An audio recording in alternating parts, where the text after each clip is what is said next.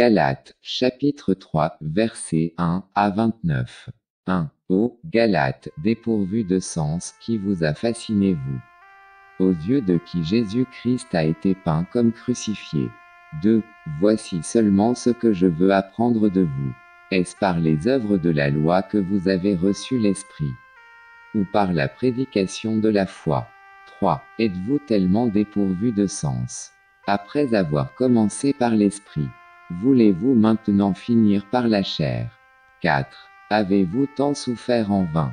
Si toutefois ce en vain. 5. Celui qui vous accorde l'Esprit, et qui opère des miracles parmi vous, le fait-il donc par les œuvres de la loi, ou par la prédication de la foi?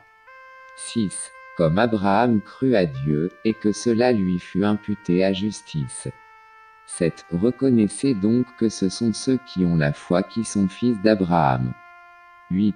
Aussi l'Écriture, prévoyant que Dieu justifierait les païens par la foi, a d'avance annoncé cette bonne nouvelle à Abraham: toutes les nations seront bénies en toi.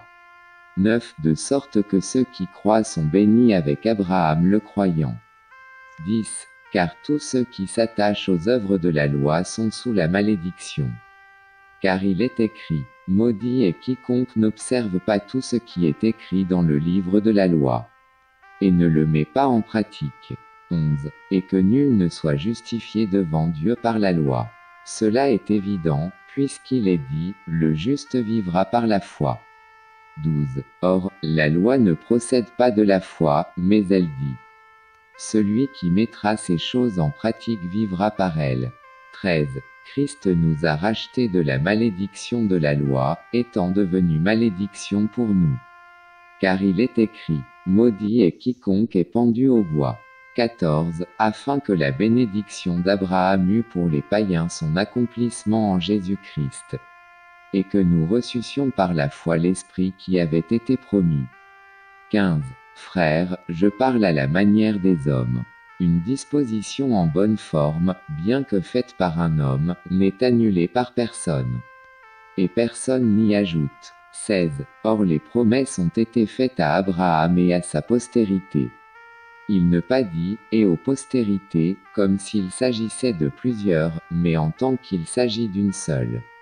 Et à ta postérité, c'est-à-dire, à Christ. 17.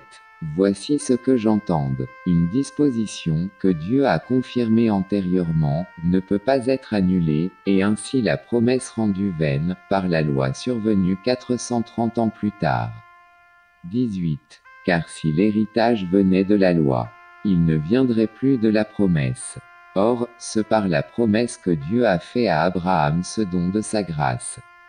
19. Pourquoi donc la loi? Elle a été donnée ensuite à cause des transgressions, jusqu'à ce que vînt la postérité, à qui la promesse avait été faite. Elle a été promulguée par des anges, au moyen d'un médiateur.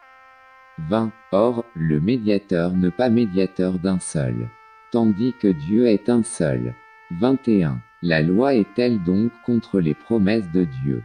Loin de là. S'il eût été donné une loi qui pût procurer la vie, la justice viendrait réellement de la loi.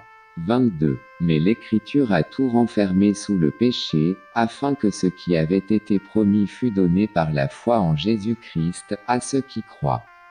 23. Avant que la foi vînt, nous étions enfermés sous la garde de la loi, en vue de la foi qui devait être révélée. 24. Ainsi la loi a été comme un pédagogue pour nous conduire à Christ, afin que nous fussions justifiés par la foi. 25.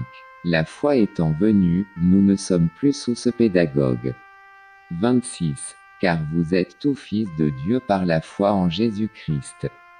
27. Vous tous qui avez été baptisés en Christ, vous avez revêtu Christ. 28. Il n'y a plus ni juif ni grec. Il n'y a plus ni esclave ni libre. Il n'y a plus ni homme ni femme. Car tout vous est un, en Jésus-Christ.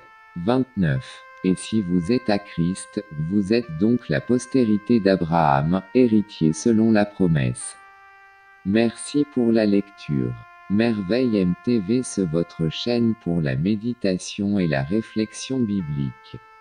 Aimez cette vidéo, et abonnez-vous pour la prochaine. Merci.